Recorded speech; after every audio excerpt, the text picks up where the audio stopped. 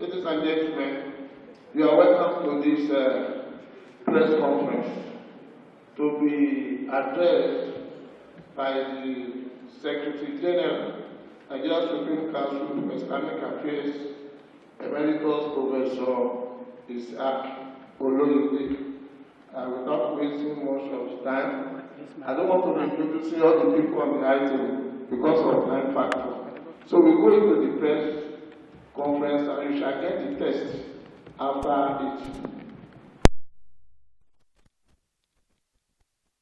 Bismillahirrahmanirrahim. Salatu wassalam ala ashrafil mursalin Muhammad wa ala alihi wa sahbihi wa sallam. Brothers, my sisters in Islam, distinguished members of the press, let me greet you by saying Assalamu alaikum wa rahmatullahi wa barakatuh. This is the text of the opinion of the Muslim community following a meeting of all Islamic organizations across the country held this morning. So this is to announce, to report, and to express their opinion at this press conference. And I quote, "The Nigeria Supreme Council for Islamic Affairs, following the expanded General Purpose Committee meeting held earlier today being 9th of November 2025, convenes this press conference on behalf of the Nigerian Muslim Ummah to condemn the recent threat against the sovereignty of our nation, Nigeria. We have not been emphasizing the killings of Muslims, not because we are not aware that Muslims are being killed, but because we did not see it and we do not see what was going on as a religious war, but a national security issue. The world is aware, however, that some Islamophobic and unpatriotic Nigerians had authored a dangerous script, promoted it in the Western circles, especially in the United States, and got the attention of the highest levels of the United States government, which are erroneously made to believe that there is a Christian genocide in Nigeria. This is very unfortunate. When the United States of America President, Mr. Donald Trump, labeled our country disgraced, every right-thinking Nigeria was concerned because an ally that is determined to help a sovereign country to completely wipe out the Islamic in quotes, terrorists who are committing these horrible atrocities. Such a country that is ready would offer to assist and collaborate with the country and not use such horrible language to describe a country it aims to partner in wiping out the terrorists. While a number of countries, China, Saudi Arabia, and so on, have also been designated countries of particular concern, the present context of what Nigeria will not like suggests that the plan is a pretext to destabilize our dear country, Nigeria. We reaffirm that there is no Christian genocide in Nigeria. Under Article 2 of the 1948 United Nations Convention on the Promotion and Punishment of the Crime of Genocide, and Article 6 of the Rome Statute, the crime is defined by a critical mental element known as dolus specialis, This is the specific intent to destroy the whole or parts, to destroy in whole or in part a national, ethnical, racial, or religious group. As such, there is nothing of such in Nigeria. For the avoidance of doubt, what Nigeria faces is a complex and tragic security crisis that brings immeasurable pain to all its citizens, regardless of faith or ethnic persuasion. From Katsina to Borno, and from Benue to Plateau, as well as to Kaduna and Kwara, Nigeria bleeds through gruesome savagery against Muslims and Christians, imams and priests. Non-partisan experts have refuted this blackmail, and Amnesty International, which methodically investigates the insecurity in Nigeria, has stated that there is, I quote, no evidence of a religious motivation, unquote, to characterize it as genocide. According to the director of Amnesty Nigeria program, he said, and I quote, "I don't think President Trump has any facts. I don't think he has had a very good briefing about the nature of this conflict." Some, unquote. Senior researchers like Samuel Malik of the Pan-African think tank Good Governance in Africa, some researchers, including him, have also stated that there is no credible evidence of a state-led or coordinated campaign to exterminate Christians, which is what genocide is. The genocide claim completely collapses when confronted with reality, context, and verifiable data. The Armed Conflict Location and Event Data Project, ACLED, reports in its reporting of 2022 proves conclusively that the overwhelming driver of violence in Nigeria is not anti-Christian persecution, as Muslims and people of other faiths are also overwhelmingly affected. While President Trump and Senator Cross named radical Islamists and Islamist jihadists as the culprits, ISWAP and Boko Haram, the fact is that these groups are deviants whose ideology declares Muslims who do not join them as dissidents. Muslims are also their victims. As Amnesty International correctly stated, they kill both Muslims and Christians. They demolish mosques and churches. They don't differentiate. These terrorists are not our representative. They are our mortal enemies. The world knows that some of the terrorist groups being paraded as Islamic are creation of some non-Muslim interests. For instance, it is publicly acknowledged, though some people want to whitewash it, that the United States of America created Al-Qaeda, which is being projected as Islamic. Also, recently, a U.S. Congressman, Perry, testified that the United States Agency for International Development was financing the activities of Boko Haram and other terrorist groups in Nigeria and elsewhere. If the violence in some parts of Nigeria is not religious, you can ask me, what are the real drivers? In our own opinion, the first is ecological.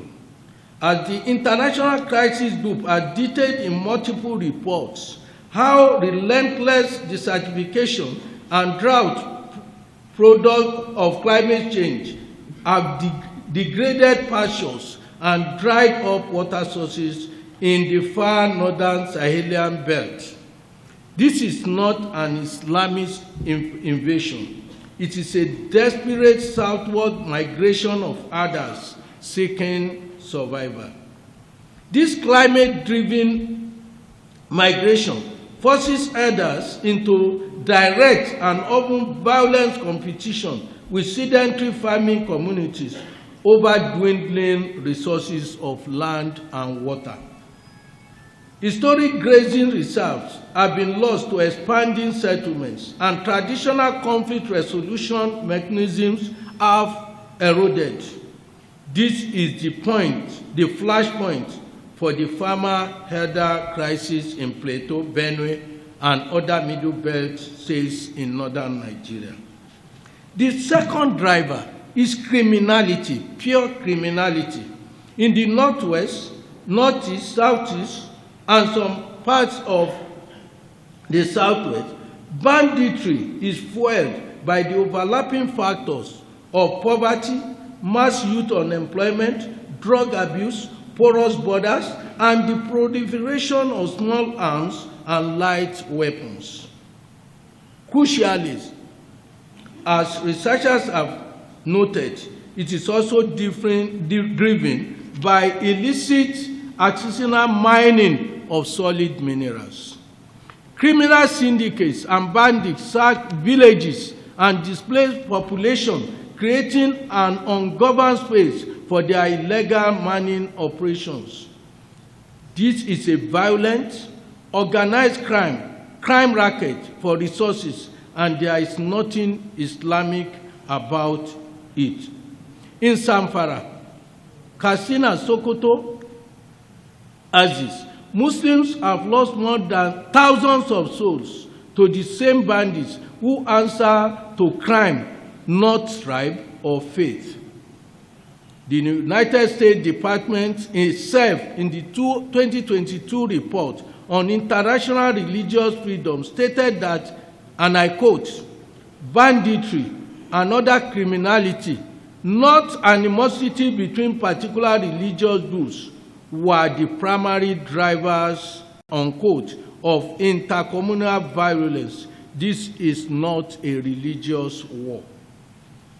Then, we cannot gloss over the perennial years of failure of governance, which has enabled violence in Nigeria.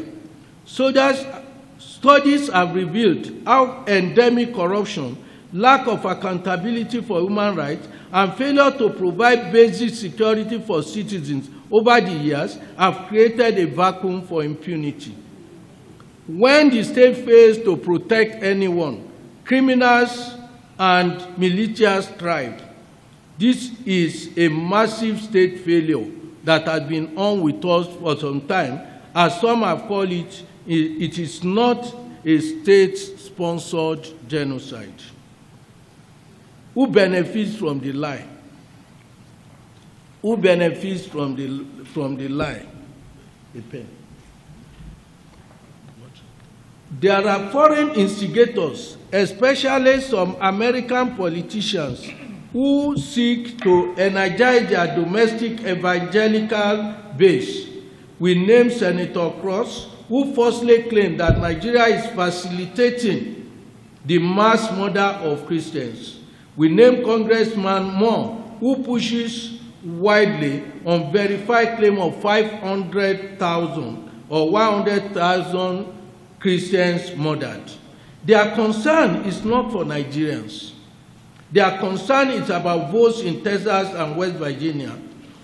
These foreign actors are aided and abetted by domestic instigators who have a clear political, economic, not religious agenda. We must identify a separatist group like Biafra Republic government in exile. Regulatory filings in Washington, D.C. have shown that these individuals are outspending the Nigerian government on lobbyists. And what is their core message, if I may ask? The filings have showed that they are focused on raising the issue of Christian killing on Capitol Hill. This is a political separatist group weaponizing a religious identity to achieve its goals, their goal, which is the balkanization and fragmentation of Nigeria. These lobbyists, who receive millions of dollars, flood Washington with doctored videos and fake statistics.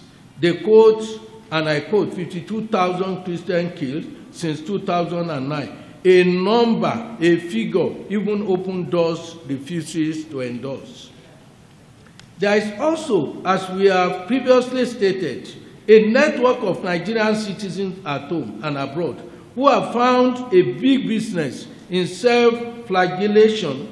These crises and entrepreneurs exploit transactions in religious antipathy as easy pathways to global recognition and fame.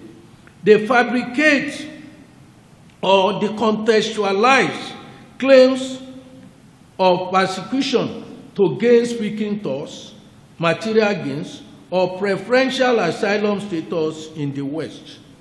The media is awash with evidence of some religious leaders and elites who originated the false claim for non-religious purposes. Some of them ignite and pretend to, at the same time, extinguish fire. We have so many of them. Some people in Nigeria, I don't need to name, they are the ones that will ignite the fire, and they will be grandstanding in the media that they are the ones solving the problem in order to gain unnecessary, unwarranted gain from the government. We condemn these individuals engaging in falsehood and acts that verge on treason.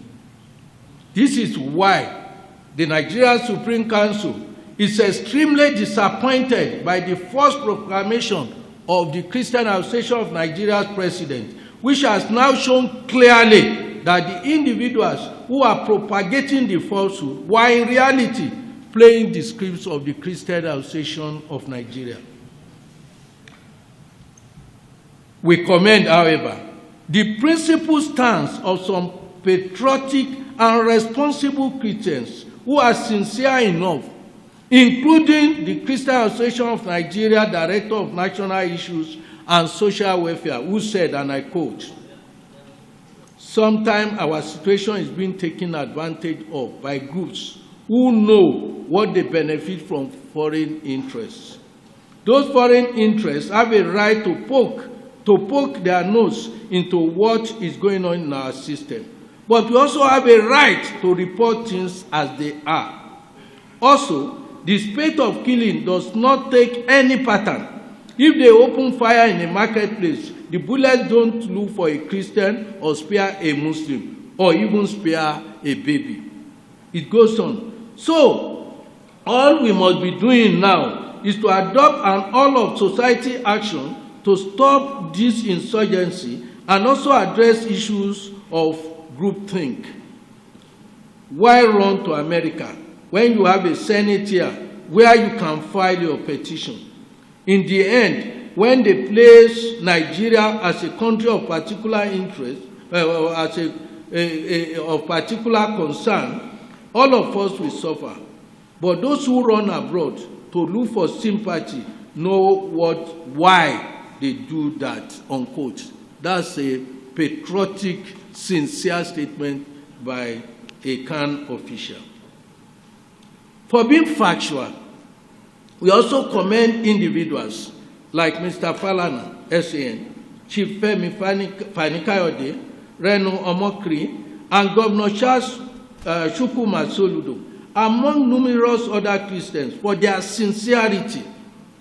While we denounce irresponsible bigots in religious garbs and ethnic erendists who fail to realize that you don't cut off your nose to spite your face, the citizens that falsely concoct genocide claim, which is capable of igniting divisions and religious war that can turn the country into a battlefield, are neither patriotic nor godly. Countries like Libya, Iraq, Syria are worse off today because bombs don't discriminate destruction. Meanwhile, the U.S. government reimposition of the country of particular concern, CPC designation of Nigeria, is an act of political cynicism. This is the same designation placed on China and Russia. This designation of Nigeria was lifted by the previous U.S. administration in 2023 when the USA acknowledged the complex reality. Its imposition by President Trump is not based on new facts. It is a political tool wielded by lobbyists, and it cheapens the very idea of religious freedom. Since independence, we must note, Nigeria has worked within the circle of non-aligned nations, free to choose partners for mutual benefits. As such, Nigeria has always extended a welcome to all, to China as to Africa broader family. We have many opportunities to harness from diplomatic diversification, with each relationship molding a building block in our development projects, or offering a pathway towards our national interests. It is quite troubling to note that our progressive relationship with China, our economic recovery of the present administration, and the increase in our domestic oil refining capacities, which has reduced importation of fuel to the barest minimum, have suddenly attracted this unsavory development. So, there is a clear picture, ladies and gentlemen. Some U.S. politicians seeking domestic votes, U.S. evangelical groups pushing an ideological agenda, Nigerian separatists pushing for fragmentation, and domestic profiteers seeking personal gain are behind this rattling. This is not a human rights campaign. It is a coordinated information operation. To further buttress this point, we must ask this most important question: why now? Why this sudden intense focus on Nigeria? The answer lies in geopolitics. This campaign escalated immediately after Nigeria, at the 88th session of the UN General Assembly, reaffirmed its principled position and consistent support for a two-state solution and for the solidarity of the Palestinian people. It is important to note that this narrative of genocide is being driven also by far-right and pro-Israel actors. The goal is to create a distraction, a cynical, despicable whataboutism designed to deflect from the actual genocide being perpetrated in Gaza. They seek to create a false moral equivalence, screaming about an imaginary Christian genocide by Muslims in Nigeria in order to drown out the worst condemnation of a real documented genocide of Muslims in the Palestine. Notwithstanding the fact that there are over 1,000 Christians in Gaza alone, yet the United States continues to support the globally condemned genocide against the Palestinians. The same USA that is currently planning to invade Venezuela, a country with Christians, where Christians constitute 80% of its population, has suddenly become the messiah of the Nigerian Christians. The ultimate agenda is not just distraction, it is destabilization. Our own foreign minister, Yusuf Tugal, has warned the world in plain terms when he said, we should not create another Sudan in Nigeria. The United States is well aware that stoking religious division is the fastest and most effective way to destabilize a multi-ethnic, multi-religious nation of over 220 million people like Nigeria. They are using these tools of foreign manipulation to fragment Nigeria from within, setting the stage for our collapse, just as it's been planned for South Africa.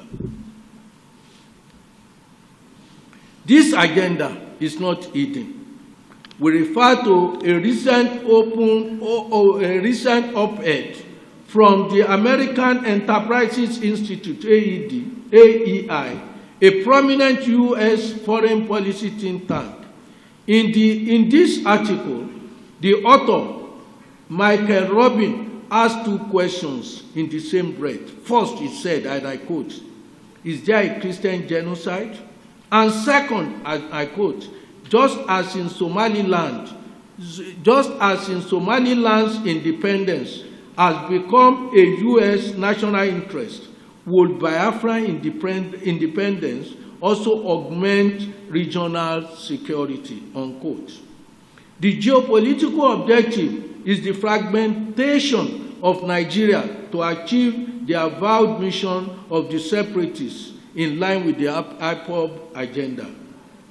While the Nigerian Supreme Council for Islamic Affairs stands for and promotes equity and fairness, let nobody, either in Nigeria or anywhere, be under illusion that Muslims will allow themselves to be further decimated and further underrepresented through a subterfuge aimed at further increasing the Christian representation in federal government appointment from the publicly acknowledged 62% or heads of armed and security forces already predominantly Christian, and where Islamophobic policies such as recently enacted by the National Insurance Commission, NICOM, will be the norm. We will not sit down and allow that to happen. We turn, however, to our genuine Christian brothers and sisters. We tell them, you are not our enemies. You are our compatriots, colleagues, and neighbors. We are both, Muslims and Christians, victims of a perennial failed security architecture and a brutal criminal insurgency that targets us all. We have never denied our collective pain. Do not let foreign political gladiators or domestic separatists use our real pain to destroy our shared home. We are both, as President Bola Ahmed Tinubu has rightly said, committed to a Nigeria where, and I quote him, religious freedom and tolerance are the, as I quote, core tenets of our collective identity, unquote. We as Muslims stand with you, Christians, against all violence, against all criminality, and against all terror. We affirm that in Nigeria, there is no Christian genocide. There is no Muslim genocide. There is no religious intolerance in Nigeria. The Nigerian tragedy is that of poverty, climate change, bad governance over time, and armed criminals who kill indiscriminately, while a section of the world seeks to exploit the situation for geopolitical profit. We call on the international community and the press gathered here to reject this false, dangerous, and destabilizing narrative.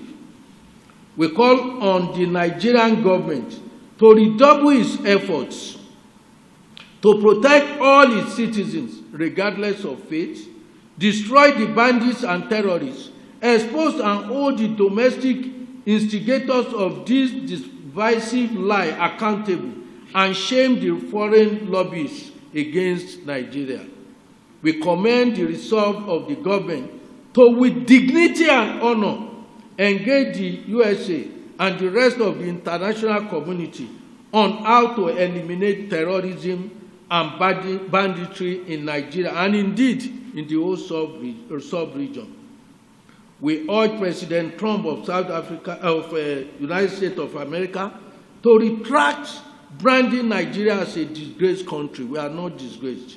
And rather assist Nigeria with credible intelligence, critical logistics, and human capacity development to enable the country overcome insecurity in different parts of Nigeria. Genuine assistance requires partnership, not unilateral actions, which might, even if it is not intended, even if inadvertent, fragment the Nigerian nation. And we state to the world in clear time, as members of the Muslim Ummah, as a united Nigerian Muslim Ummah, we will not be defined by this lie, and we will not accept that our country be fragmented by a foreign agenda. As a people of faith, we believe that the truth will prevail and our unity as a nation will endure. Thank you, and may God bless the Federal Republic of Nigeria. Go ahead. Please, gentlemen of the press, I will be as frank as possible with you, and I want to be as frank as possible with you, knowing that many of us will like truth and will recognize truth, even if it's not palatable. Let me start from the last question by my brother from the Vanguard. What do we want Trump to do for Nigeria? We have said it clearly. As soon as this document is ready, I will share it with you. We believe that if USA is actually a lover of humanity, is actually a lover of this country, what we expect is to strengthen the hands of the government in fighting, sincerely fighting banditry and insecurity. We believe that a country that is sincere in that wise will collaborate with government, will allow government to purchase critical facilities, will help us with intelligence, will show that during this period of trial, they stand by us, not to want to seize this opportunity as a pretext to now unilaterally. We want all, not just US, every people of goodwill, every nation that is sincere about its love for humanity, to assist us, collaborate with us as a nation, but not for somebody or anybody to say, I will invade or I will... Yes, it's good to eliminate terrorists, but Nigeria is a sovereign nation, and we know, unless you are continuing with the wrong narrative, that is a genocide by government. If you know, and as you ought to know, that it's not genocide, then you collaborate with the Nigerian armed forces to make sure we eliminate the insecurity, not for you to determine. Because in the process of doing so, particularly when you have said you are protecting a section, not all Nigerians, then it means that your intervention in any form will be misunderstood by at least the Muslims, that you have openly declared that you do not represent their interests. You have condemned all the Muslims in Nigeria as being the one killing the Christians, and therefore you do not. And even if inadvertently you now kill people who happen to be Muslims, it will be clear that it's not a protection of a group,